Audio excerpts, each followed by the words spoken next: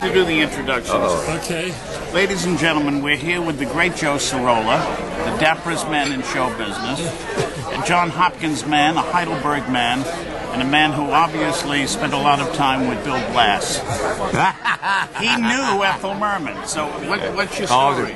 Right here in Sardi's, I was sitting at that table, and I'd been in the theater a year. Everyone says, you know, it's a rough business, right?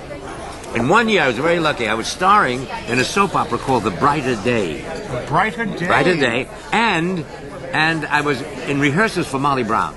I was sitting at that table, and Vincent Sardi came by and said, Mr. Sirola, Miss Merman and Miss Dorothy Fields would like to say hello. They want to buy you a drink. And I said, well, I know who Ethel Merman is, but who's Dorothy Fields? I didn't know. That's, you know, she wrote everything. So after I was through, I said, thank you, Miss Merman, and thank you, Miss Fields. And she said, you're a good actor. I said, thank you very much. She said, but what do you, I hear you stealing the show over at the rehearsals for Molly Brown. I said, thanks. Don't thank me. Be careful.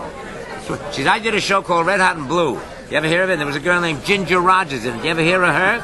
Well, at the end of the first act at the Schubert Theater in Philadelphia, I had a number called I Got Rhythm. If I did it in Philadelphia at the Schubert, the way I did it opening night on Broadway, I never would have done it opening night on Broadway. You got my meaning? Can you imagine? Oh. And well, I won't say anything else. and then she had a press agent, of course, and Joe Sirola of The Brighter Day and Ethel Merman are having even brighter evenings. Watch for this romance to develop. Oh. So well, there you are. Somebody told me you were having an affair with Steve Lawrence and Edie Gourmet during Golden Rainbow. No. Let me tell you a story about Dorothy Fields at this table. Remember Joe Kipnis? Sure. Joe Kipnis was having a meeting with Dorothy Fields. Now, Dorothy liked to have her cocktails starting about 10 o'clock in the morning. They had a meeting. Joe was sitting on this side of that banquette. Dorothy was on the other side. Joe excused himself to go up to the men's room. He came back. Dorothy's gone. They're waiting. Has anybody seen Miss Fields leave? No? She in the ladies' room. We'll go up and check. She's not in the ladies' room. Well, he's waiting, and he turned, and he hit something. She was under the table. She had slid. So that's to say, you could drink you under the table? She slid right under the table. They took her home. They put her in a cab. They took her home. The next day, she called Kipnis and said, sorry, Joe, I had a cold yesterday. I'm sorry I didn't make the meeting. She'd forgotten all about it. Forgotten all about it. Makes you think, huh? Oh, yeah. Oh, yeah. You're in California, though. No, I'm here. Oh, you are? Here. Oh, well, I didn't want to say anything about Joe Sirola's story, but the show is girl crazy, not Red Hot and Blue. And secondly, it never opened in Philadelphia first. It went right to the Alvin Theater. So do you think Merman told him that story? She could have.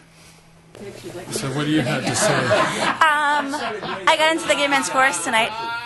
You got into the gay men's chorus tonight? Are you serious? Uh-huh.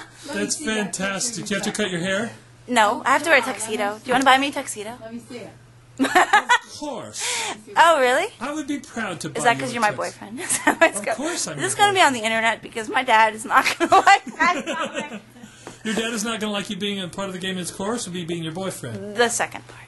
I already told... Oh, no, that's terrible. He might actually. Who cares? Who cares what he thinks? That's very... You know what?